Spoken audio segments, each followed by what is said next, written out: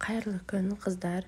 Бүгін мен сіздерге осындай бар жоғы 10-15 минутта дайын болатын салаттың рецептісін ұсынамын. Бұл салатты етсіз тайский салат деп атасақ та болады. Видеоның соңына дейін қарап, жасап көріңіздер. Ең алдымен бізге огурцы, сәбіз, болгар бұрышы және чеснок қажет болады. Ең бірінші сәбізімізді үккіштен өткізіп аламыз. Мен осылай майда қылып өткіздім.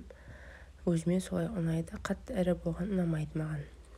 Міне осындай болды менде майдалығы. Осылай бір ыдысымызға салып қоямыз.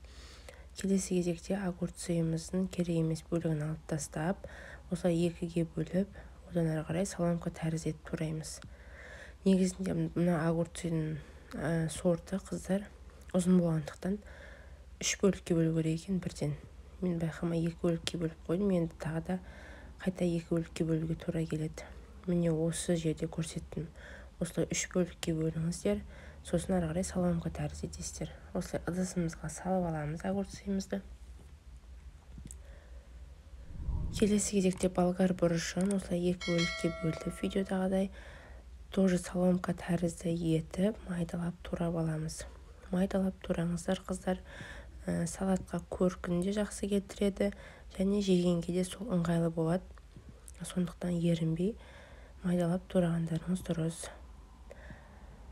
Болгар бұрышымызды салып, салатымыздың үстіне келесі кезекте чесногымызды үккіштен майдалап өткізіп аламыз, немесе чеснок езетімен езсеңіздер болады. Барлығын өткізіп болған соң дәміне қарай мен паприка қостым. Және де тұз қосасыздар. Сосын мен қызыл бұрыш қостым. Біздің үйдегілер ащыны жақсы көргендіктен кішкене ащыдан беріп тұрсын деп қызыл бұрыш септім. Оның үстіне қыздырылған сұйық майымызды құямыз.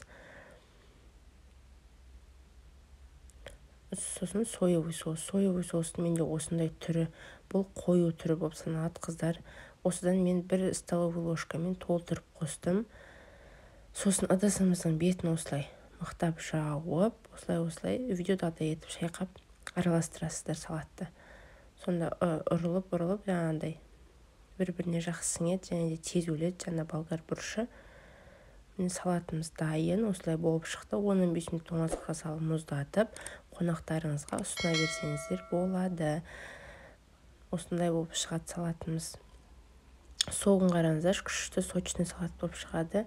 Жасап көріңіздер, қыздар. Ұнаса каналыма тіркеліп, лайк басып, коммент қалдыруды да ұмытпаңыздар.